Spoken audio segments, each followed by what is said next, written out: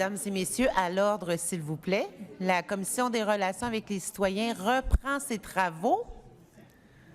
À l'ordre, s'il vous plaît. On avait besoin d'un petit repos. Alors, nous allons recevoir, bienvenue à la Commission, le réseau des organismes et groupes de parrainage des réfugiés au Québec. Alors, mesdames, messieurs, vous allez bénéficier d'une période de 10 minutes pour vous présenter et exposer vos recommandations. Ensuite, nous allons procéder à une période d'échange avec les parlementaires. Alors, la parole est à vous. Merci beaucoup. Donc, bonjour, merci pour l'invitation. Nous sommes très contents de présenter notre mémoire aujourd'hui. Je me présente, Ian Van Haren, je suis le directeur général d'Action Réfugiés Montréal et je fais partie du comité de coordination de ROGPRAC, le regroupement des organismes et groupes de parrainage des réfugiés au Québec. Aujourd'hui, je suis avec Alessandra Santopadre, directrice du programme de parrainage par le diocèse de Montréal, Sylvain Thibault, membre d'un groupe de parrainage dans le cadre du programme de groupe de 2 à 5 personnes, et Myriam Keloun, ma collègue qui accompagne les personnes réfugiées qui sont parrainées. Comme elle va nous expliquer, Myriam est venue au Québec en tant que personne réfugiée par ce programme. Le programme de parrainage collectif offre une protection au Québec aux personnes qui se trouvent dans les situations de refuge d'ailleurs dans le monde. Des groupes au Québec se mobilisent pour aider et soutenir des personnes réfugiées à se réinstaller au Québec et à s'adapter à leur nouvelle vie ici. Le parrainage des personnes réfugiées change la vie des personnes réfugiées et cela enrichit notre société aussi. On connaît bien l'arrivée des personnes réfugiées du Vietnam, du Cambodge et du Laos par ce programme vers la fin des années 70. Plus récemment, plusieurs personnes réfugiées syriennes sont venues au Québec par le parrainage. Aujourd'hui, les groupes au Québec répondent à plusieurs situations de migration forcée, parrainant les personnes afghanes, irakiennes, congolaises et des personnes d'autres origines qui ont besoin de protection au Québec. Voici quelques exemples. Des Syriennes qui fuient leur pays car elles ne veulent pas participer à une guerre. Des jeunes femmes qui ont dû quitter l'Afghanistan car elles sont persécutées lorsqu'elles cherchent à obtenir une éducation ou à vivre de manière indépendante. Des personnes LGBTQ+, dont les droits ne sont pas respectés dans leur pays d'origine. Le programme de parrainage collectif est pour ces personnes. Dans certaines situations, c'est assez récent où la personne réfugiée a dû quitter son pays d'origine, mais dans d'autres situations, ça se prolonge. Des enfants sont nés dans les camps des réfugiés dans une famille en attente d'une solution à long terme. Par exemple, certains réfugiés érythréens et congolais se trouvent dans ces situations. Partout au Québec, des groupes ou des organismes de parrainage s'impliquent à aider les personnes réfugiées par le parrainage collectif. Dans un contexte global où la migration forcée est un enjeu important, le programme de parrainage collectif est perçu comme un exemple à suivre dans plusieurs autres pays. Et nous croyons que les valeurs québécoises nous poussent à accueillir ces personnes réfugiées. Notre mémoire encourage votre gouvernement de faire en plus pour renforcer ce programme et d'améliorer l'accueil qui est offert aux personnes réfugiées qui arrivent par le parrainage collectif. Je soulève nos recommandations. D'abord, nous encourageons une augmentation significative des personnes qui obtiennent le statut de résidence permanente au Québec par des visas octroyés aux personnes réfugiées. Pour le parrainage collectif, nous vous encourageons de fixer un cible d'au moins 4 320 personnes réfugiées parrainées chaque année. Ensuite, nous constatons que dans les années récentes, le gouvernement du Québec n'a pas atteint ses cibles pour le programme de parrainage collectif. En effet, il y avait un écart de 5 400 personnes entre 2020 et 2022. Nous reconnaissons la pandémie, mais il faut rattraper ce retard. Ces actes de fixer les cibles claires pour le parrainage collectif et de rattraper les demandes de parrainage qui n'ont pas été traitées, ces actes vont aider à réduire les temps de traitement des dossiers. Ensuite, il faut mettre en place des normes de service précises et claires pour chacune des étapes que le Québec contrôle afin de traiter toutes les demandes de parrainage dans 12 mois. Il faut aussi abolir le système de loterie. L'accès au parrainage ne doit pas être laissé au hasard. Nous avons des recommandations concernant comment améliorer les services offerts aux personnes réfugiées pérennes et les services offerts aux gérants qui accompagnent les personnes réfugiées. Cela comprend des actions pour soutenir les personnes réfugiées à accéder à la francisation et à participer à l'économie québécoise. Il faut être clair, les Québécoises et Québécois qui se mobilisent et font des parrainages le font car ils répondent avec humanité aux situations très difficiles. Nous voulons accueillir les personnes réfugiées au Québec. Les personnes réfugiées qui sont parrainées dans ce programme sont prêtes à contribuer à la société québécoise et à vivre dans un contexte où leurs droits sont respectés. Donc, à la base, c'est un programme humanitaire pour une population qui veut travailler, contribuer et se sentir en sécurité. Il pourrait y avoir des enjeux liés au marché du travail, mais c'est des enjeux bien connus et un accès rapide à la francisation pour celles qui en ont besoin et la flexibilité des parts des employeurs pour la documentation, qui est souvent difficile pour les personnes réfugiées à obtenir, ça va améliorer la situation. Nous voulons aussi aborder une solution potentielle pour répondre à la grand nombre des personnes réfugiées dans le monde. Récemment, plusieurs pays ont mis en place des initiatives qu'on appelle les voies complémentaires, où les employeurs peuvent recruter des personnes réfugiées qui habitent dans les camps des réfugiés pour combler certains postes. Le Québec devrait voir si un tel programme pourrait être mis en place ici.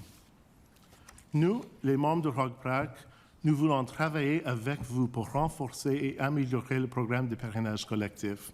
Nous sommes prêts à collaborer en créant une société inclusive qui offre un accueil chaleureux et digne aux personnes réfugiées. Je passe la parole à ma collègue Myriam.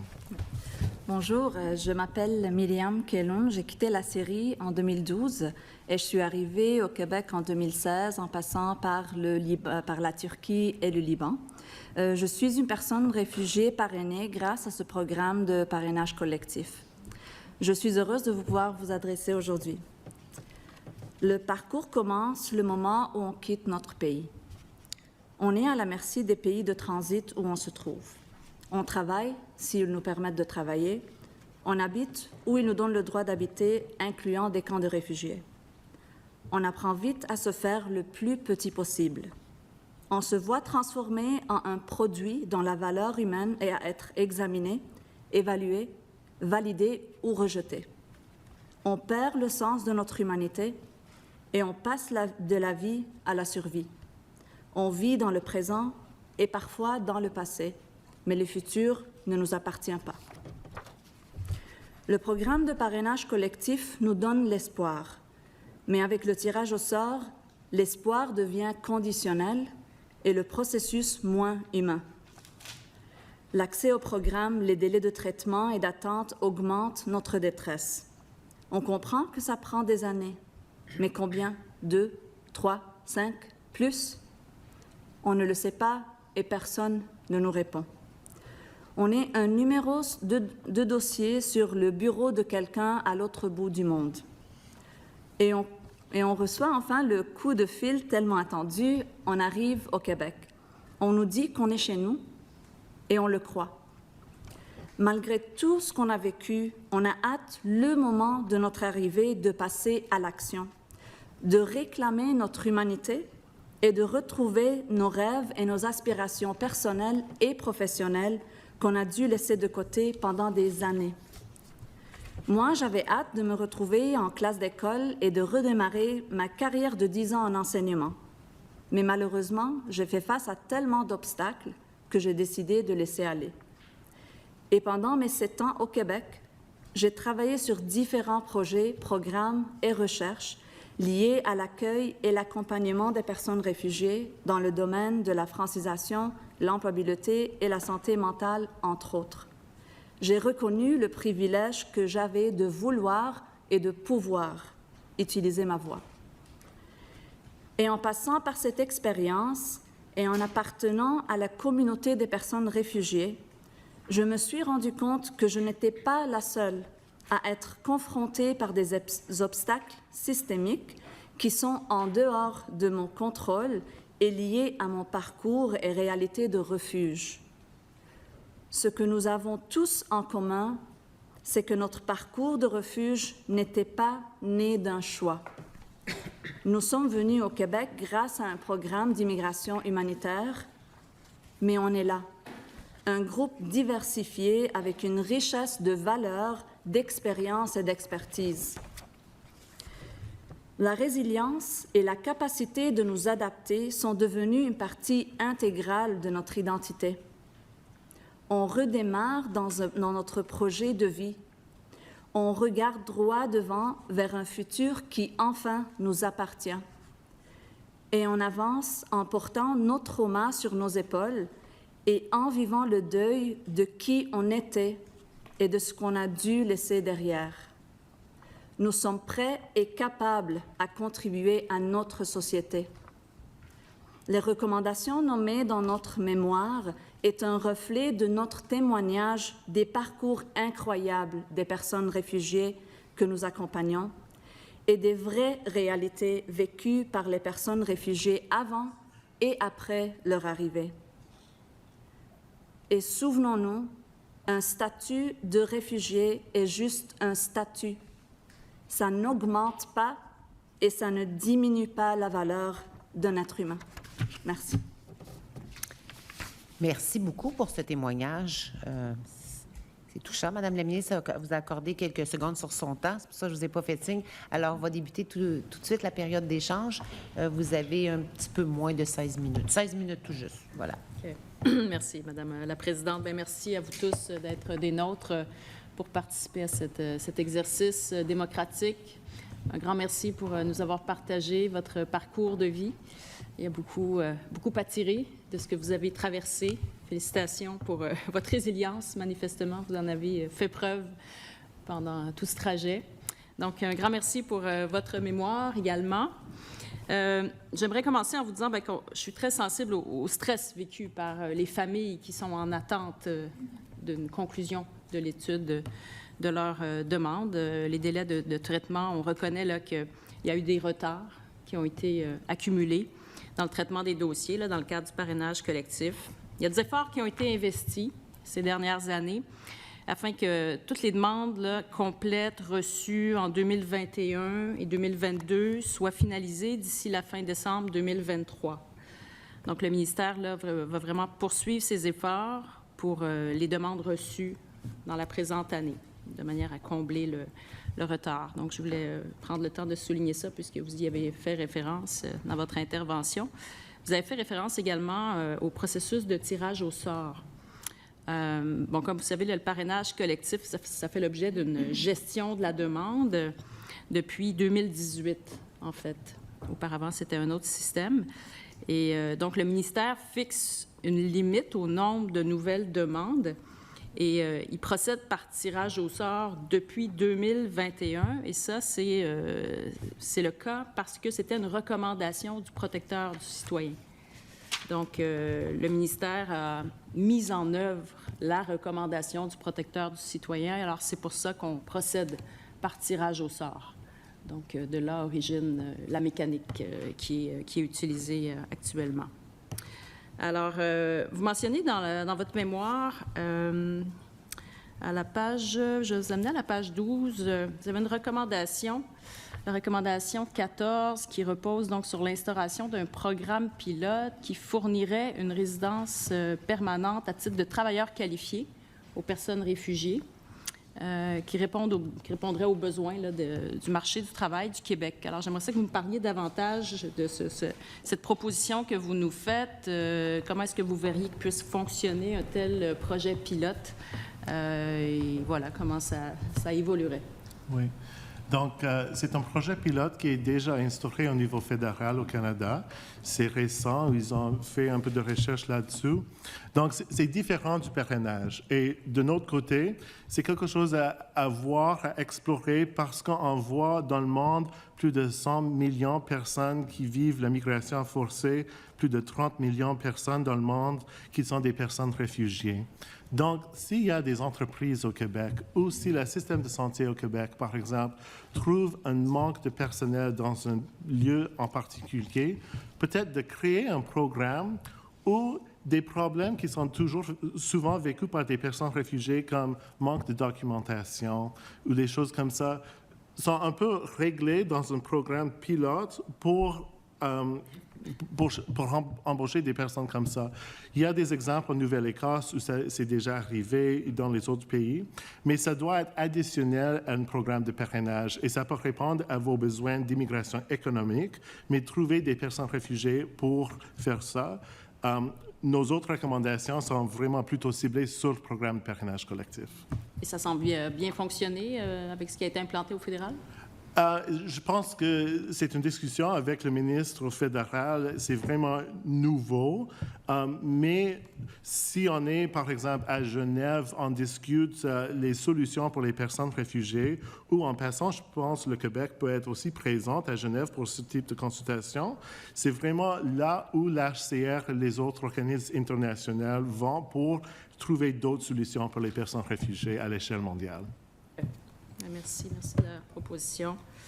En page 10, vous recommandez en fait d'offrir des cours de français aux personnes réfugiées parrainées avant leur arrivée au Québec. Et vous indiquez en fait que la connaissance du français ne devrait pas être un critère de sélection. Donc, je voudrais juste mentionner d'une part que la connaissance du français n'est pas un critère de sélection là, pour les personnes réfugiées, puis qu'il n'est pas prévu non plus que ça le devienne. Donc ça, je veux vraiment clarifier les choses de ce côté-là. Donc, le ministère, là, on dispose déjà d'un certain nombre de partenaires à l'étranger, puis on souhaite renforcer l'offre de cours en amont, avant même que les gens n'arrivent au Québec. Mais là, vous proposez que en fait, notre façon de procéder en ce moment, c'est que le CSQ est délivré à la fin du processus, et c'est une fois le CSQ obtenu qu'il y a l'accès aux cours de français en amont. Vous proposez que ça puisse se faire avant même la délivrance du certificat, c'est ça? Du moment où il y a un résultat d'acceptation, que la personne est acceptée, et là, parfois, ça prend des années avant que la personne vraiment arrive au Québec. Vu que les personnes réfugiées viennent de la diversité, et puis même dans les pays de transit, c'est des réalités différentes. Donc, il y a des personnes qui ont accès, qui vivent dans des centres urbains, qui ont accès à la technologie. Ce n'est pas le cas pour tout le monde, mais ça peut déjà servir pour ceux qui peuvent bénéficier. Ils nous demandent toujours qu'est-ce qu'on peut faire pour préparer avant notre arrivée.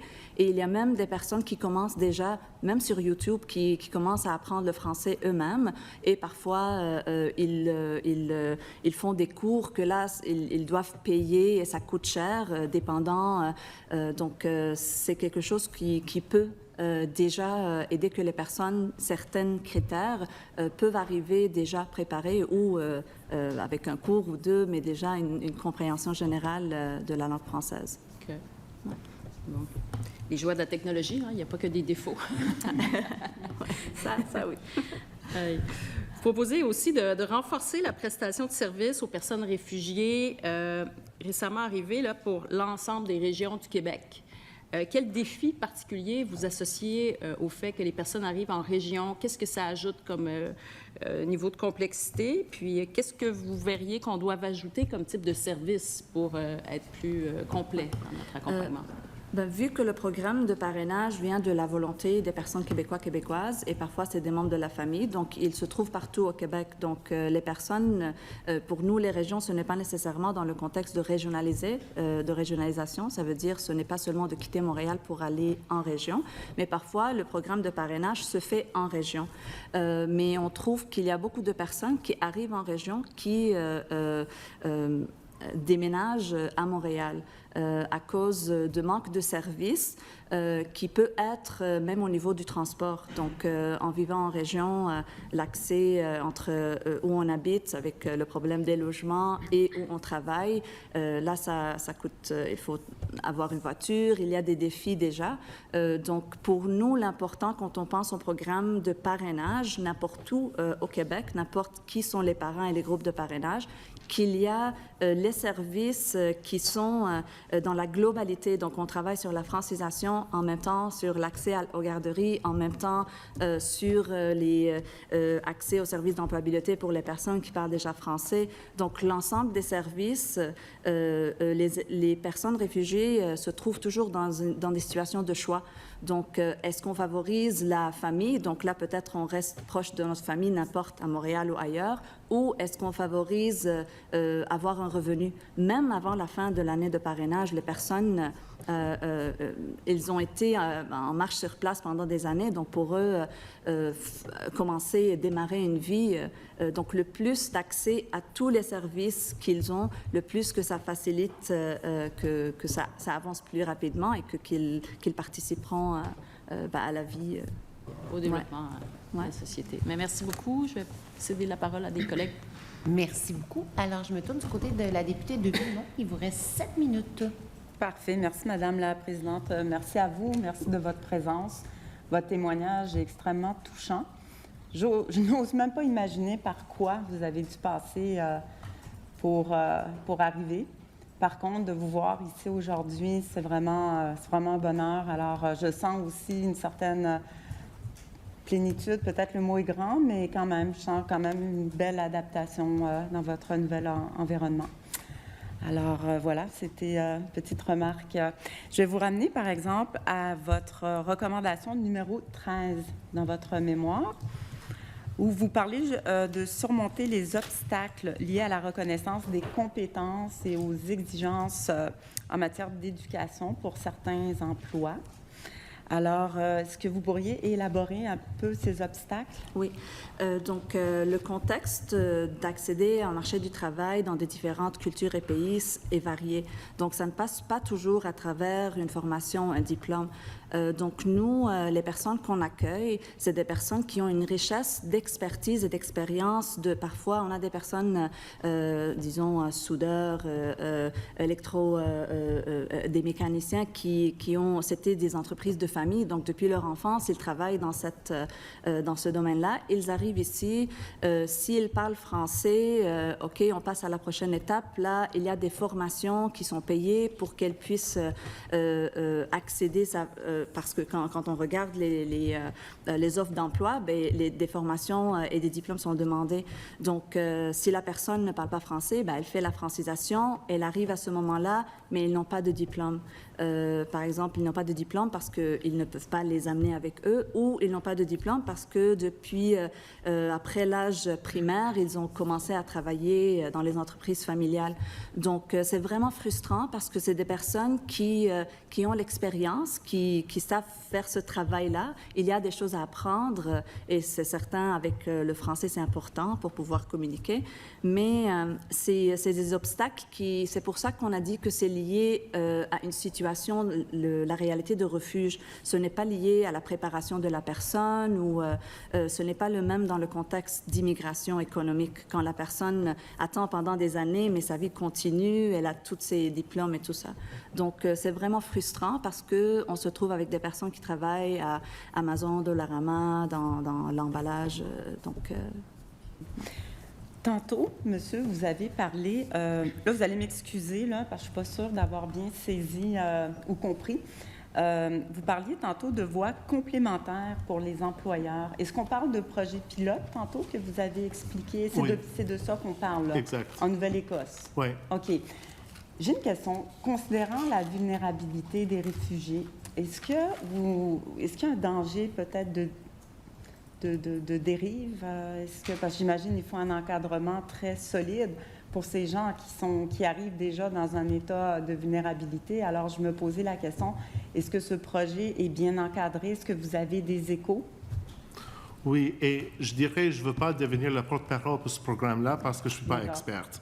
Mais c'est juste lorsqu'on est au forum qui parle des enjeux d'immigration à un niveau national, c'est quelque chose que les autres organismes soulèvent. Et donc, je dirais, c'est plutôt une question pour les personnes qui ont des expériences avec ces programmes-là. C'est quelque chose à voir, je pense, au Québec pour voir comment ça se passe d'ailleurs au Canada ou dans les autres pays. Oh, oui. On a tantôt parlé aussi des différentes réalités, donc des personnes parfois qui quittent et puis ils se trouvent dans des... Donc, il y a des personnes réfugiées qui arrivent à quitter avec des documents. donc document universitaire, diplôme universitaire. Donc, ils passent à travers le parcours de parrainage qui parfois met une très grande distance entre le moment où ils quittent leur pays jusqu'au moment où ils arrivent ici. Donc là, c'est les traumas, c'est là que ça s'accumule. Donc, disons, une personne qui quitte et à travers un programme comme ça, pourrait donner à ces personnes une voie plus courte et plus rapide, mais en gardant, parce qu'ils ont déjà vécu, parce que c'est ça, pour quitter son pays, ils ont vécu, mais les traumas, ça s'accumule le plus que la période d'attente est plus longue. Et c'est ça que les personnes amènent. Donc, des personnes qui ont un profil où ils sont de niveau universitaire, ils ont leur diplôme, ils sont sur Internet, ils cherchent des travaux, des emplois qui correspondent à leur expertise. Donc, un programme comme ça peut, comme ça aussi, donner plus d'espace dans les cas plus vulnérables.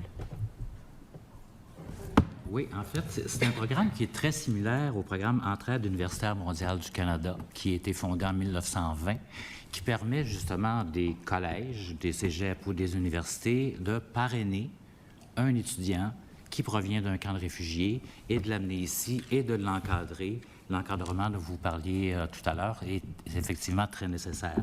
Donc, le projet pilote des voies d'accès à la mobilité économique est très axé sur l'encadrement, évidemment. Okay. Au niveau des réfugiés, est-ce que vous accueillez, c'est un grand mot, est-ce que vous avez plus de femmes, d'enfants, ou c'est des couples, c'est des familles, c'est quel... Ouais. Oui. Mais on peut dire qu'elle varie beaucoup. On est des organismes différents et quand on se rencontre, on voit qu'il y a des périodes, on peut dire comme ça, où il y a des familles complètes. On voit avec les familles africaines, afghanes sont très nombreuses et il arrive des fois avec 5, 6 enfants et la majorité naît dans un camp de réfugiés et d'autres irakiennes, je pense à mes familles syriennes qui sont plus adultes, familles mais avec des enfants adultes et qui ont eu toute une autre expérience parce qu'ils ont vécu l'attente dans des villes organisées, ils ont pu continuer leur étude, ils arrivent avec une expertise, mais on peut dire qu'on ne voit pas seulement une personne, c'est rare, et c'est vraiment une famille au complet et des fois très nombreuse. Période tampon, dans le sens qu'une fois que ces gens Le arrivent... temps, malheureusement, est terminé pour cette portion d'échange. On poursuit avec l'opposition officielle pour une période de 12 minutes 23 secondes et c'est le député Denis Ligon. Oui, merci Madame la Présidente. Bonjour avocate. Je vais commencer avec vous, Madame Keylon, je l'ai bien prononcé. Je vais me permettre de vous dire que, et j'en suis sûr et certain, la bonne majorité de la table, selon l'ensemble des collègues, j'étais extrêmement touché par votre témoignage. Vous avez bien fait de le dire, de le mentionner, de nous partager votre histoire et de votre parcours.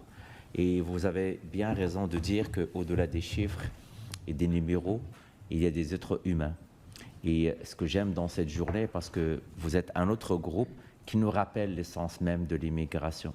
L'immigration, ce n'est pas uniquement pour combler des besoins économiques. Oui, nous avons des problèmes d'enjeux de main-d'œuvre, mais aussi le Québec, pendant plusieurs années, et le Canada l'ont très bien démontré en accueillant plusieurs vagues d'immigration. Aujourd'hui, nous avons eu l'occasion de parler d'un autre côté humain. Ce matin, ça a été le regroupement familial où des personnes souffrent, un inventaire de 30 000 personnes. Votre témoignage, et je vous félicite parce que je vois que vous travaillez à Action Réfugiés Montréal.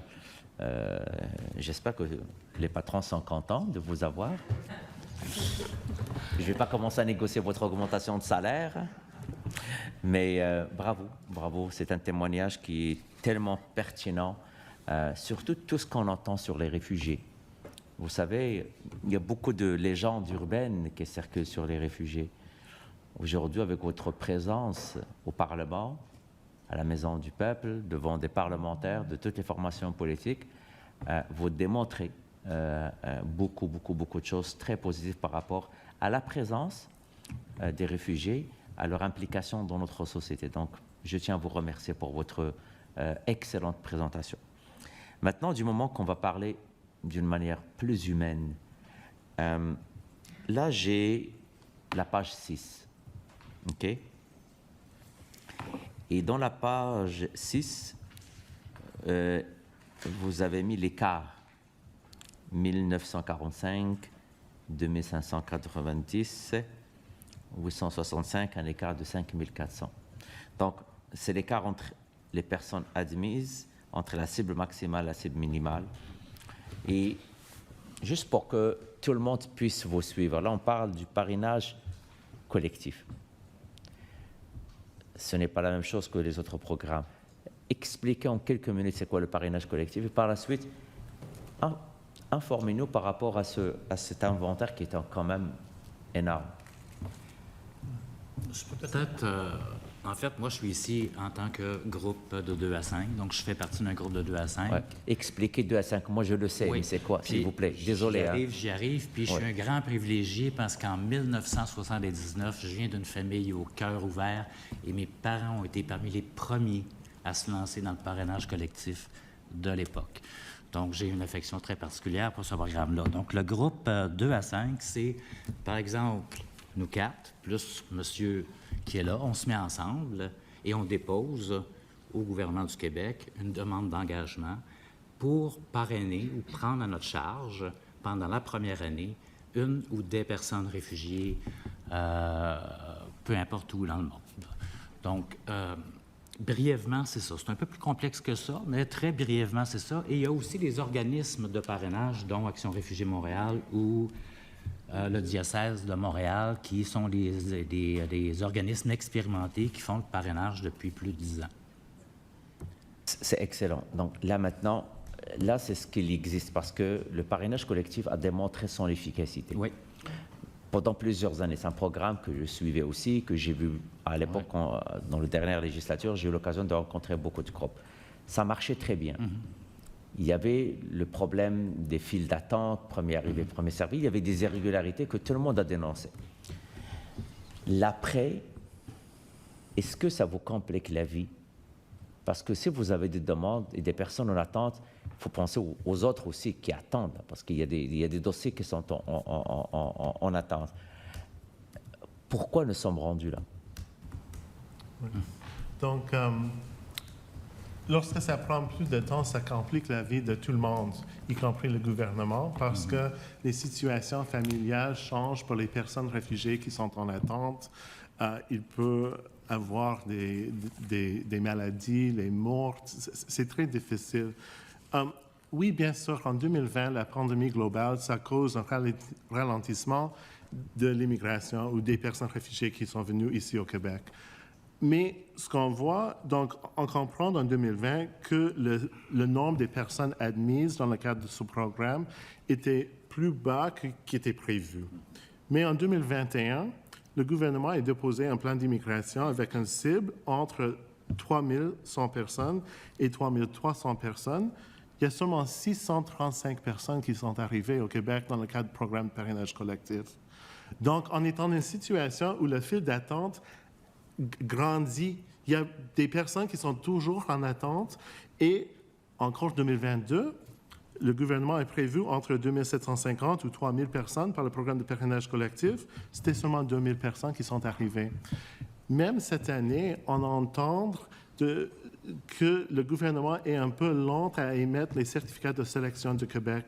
Donc, encore cette année, on va voir est-ce que les cibles qui sont prévues par le gouvernement vont être respectées ou est-ce que le fil d'attente va accumuler encore en créant des problèmes pour les familles.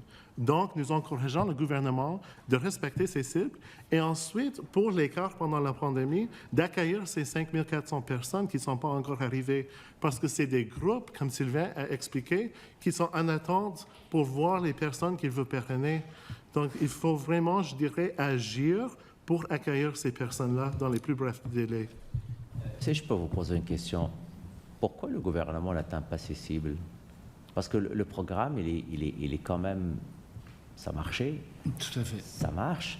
Vous avez dit, depuis plusieurs années, votre famille, vous étiez capable d'accueillir des gens. C'est les gens qui se mobilisent, c'est la communauté qui se mobilise.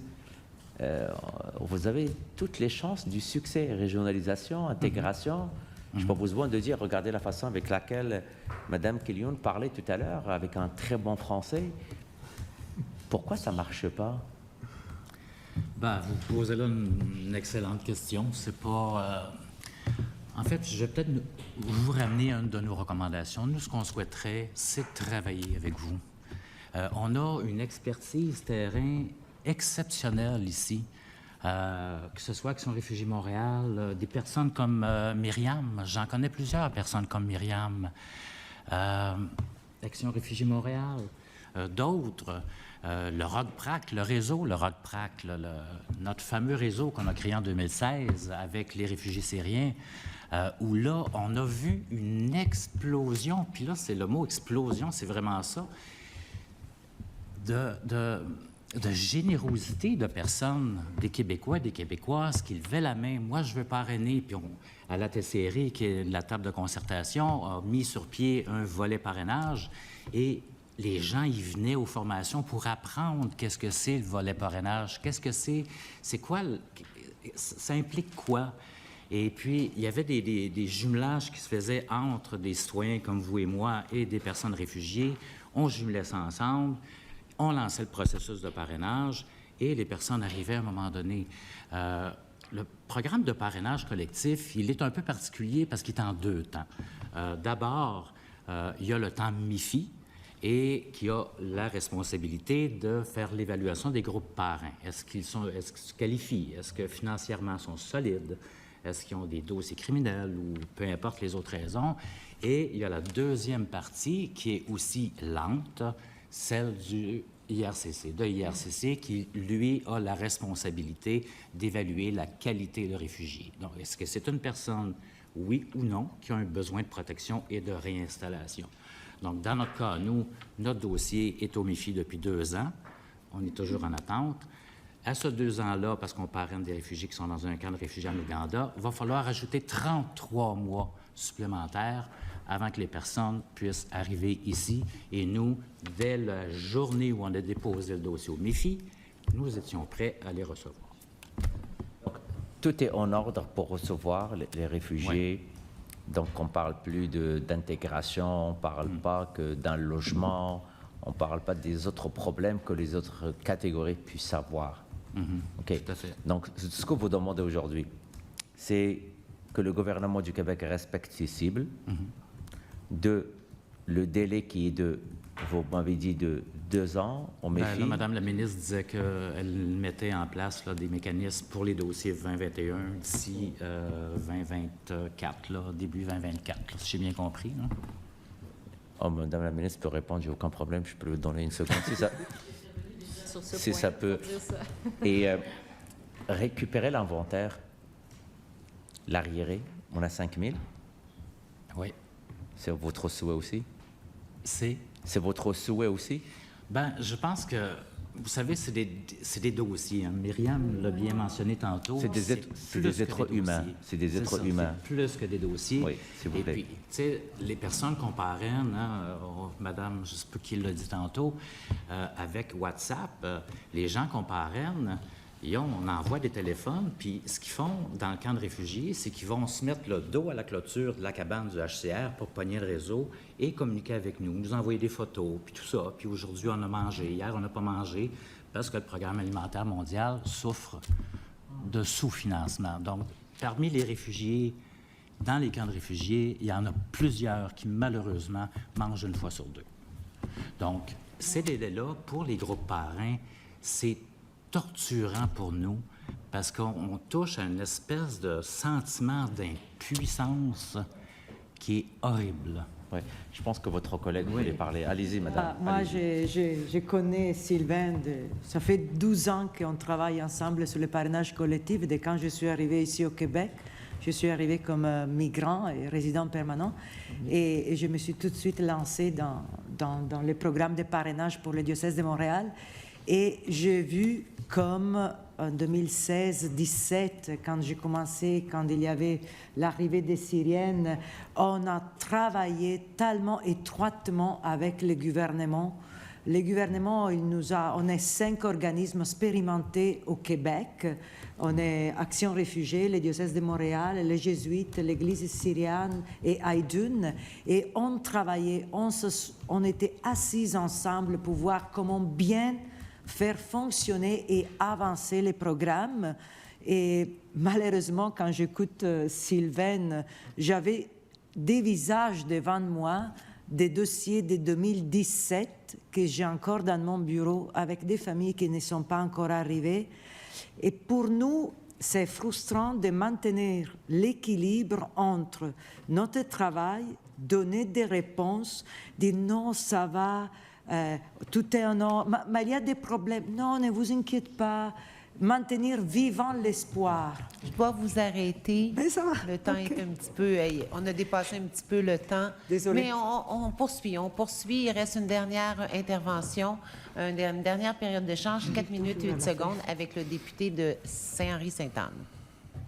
Merci beaucoup. Merci pour ce que vous faites. Merci pour votre travail à tous les jours puis la grande compassion que vous démontrez dans tout ça. J'ai participé moi-même à un dossier de parrainage privé avec une ONG. En fait, les Anges gardiens d'Edward Snowden, on n'a pas fini. Et le dossier a été déposé en 2016-17 et il en reste encore un. Donc, c'est vraiment des délais absolument terribles. Vous parliez parrainage privé Québec, autour de 2000 personnes. C'est ça les chiffres qui arrivent annuellement, finalement, dans les faits? 2-3 000? En fait, une des recommandations, je pense que c'est de ventiler. Peut-être que tu peux parler de la ventilation parce que les chiffres ne sont pas ventilés. Mais je voulais juste faire le parallèle avec le fédéral. Au niveau des autres provinces, ce qu'on appelle le Sponsorship Agreement Holder, c'est, je veux dire, des chiffres absolument énormément. Je veux dire, moi, ce que j'ai, je pense, c'est à peu près 72 000 personnes qui sont arrivées l'année dernière, alors que nous, on en a accueilli 2 000. C'est ça. Donc, je ne suis pas très bon en maths, là, mais ça ne fait pas un grand pourcentage. Comment ça se fait qu'on est à ce point-là des années-lumière de ce qui se fait dans le reste du pays? En fait, je les ai les chiffres ici. Réfugiés réinstallés par le parrainage du secteur privé, la cible pour 2023 fédéral, c'est 27 505. Alors qu'au Québec, on accueille au total, dans les réfugiés réinstallés, 3 650. La cible pour les réfugiés pris en charge par l'État, à moins qu'elle ait changé, est de 1 700. On arrive donc à un chiffre de 1 950 personnes parrainées sur ce que le fédéral va faire venir 27 505, ce qui donne 7 Dans le privé. Dans le privé. Que pour le privé. Et donc, je dirais que c'est un choix politique concernant les niveaux d'immigration. Et nos recommandations, c'est d'augmenter les cibles pour le programme de parrainage collectif. Parce que les charges à l'État sont minimes. Je veux dire, vous faites l'accueil, vous payez le logement, vous payez la première année, vous payez tout. Là. C'est ça. Il n'y a pas de frais étatiques. C'est ça. Il y a une chose que je reviens à ce que j'étais en train de dire. Ça, c'est un programme humanitaire. Et quand on parle du humanitaire, c'est l'être humain au centre, qu'ils vivent des situations de persécution, de détresse, des crises. Et nous, comme je dis, on est 5 organismes expérimentés. Et les gouvernements, ils nous connaissent parce que ça fait depuis 40 ans qu'on existe et qu'on est sur le terrain. Et c'est eux qui nous ont donné, grâce à notre expertise, le fait d'être expérimentés. Alors, nous, on a confiance en vous, mais on vous demande aussi d'avoir confiance en nous. Et nous, on est en réseau, on s'aide mutuellement, on se rencontre, on se parle, on essaie de trouver la bonne solution ensemble pour vraiment accueillir. On est capable. Moi, comme diocèse de Montréal, pendant la crise syrienne, je fais le tour de 150 paroisses. 53 paroisses ont décidé de parrainer plus qu'une famille. Ce sont des citoyens qui se sont mis ensemble pour parrainer. On a créé des groupes d'accueil pour les accompagner dès l'aéroport jusqu'à le 3e mois. Et tout le monde, il savait quoi faire, où c'était l'école du quartier, où c'était le centre d'emploi, où était l'embauche de travail. On a créé des liens avec la communauté érythréenne, la communauté syrienne, la communauté africaine, pour qu'ils nous aident aussi à comprendre en nous c'est quoi leur culture, c'est quoi leur manière de vivre un choc culturel une fois qu'ils arrivent. Nous, on dit, mais vous allez chez les médecins. Mais les médecins, ça signifie quoi dans une culture africaine, du Congo, du Burundi? Alors, ce réseau qu'on a autour de nous, il nous a aidés, nous aussi, à comprendre c'est quoi le bon langage pour les accompagner. C'est comment on doit l'introduire doucement. Il y a des familles qui n'ont jamais vu un métro. Et nous, on leur dit, vous prenez le métro. Moi, j'ai peur d'aller au sous-sol pour prendre un métro parce que je ne l'ai jamais vu. Alors, ce que nous, on pense, c'est grâce à tous ces réseaux qu'on a développés et cette complicité aussi avec les gouvernements et nous, qu'on était capables. Alors, c'est vraiment un lien de confiance qu'on cherche. C'est ça. Merci beaucoup. C'était vraiment intéressant. Merci pour l'apport à nos travaux. Je vous souhaite une bonne fin de journée, un bon retour. Et pour la commission, nous allons suspendre quelques instants le temps de recevoir le prochain groupe.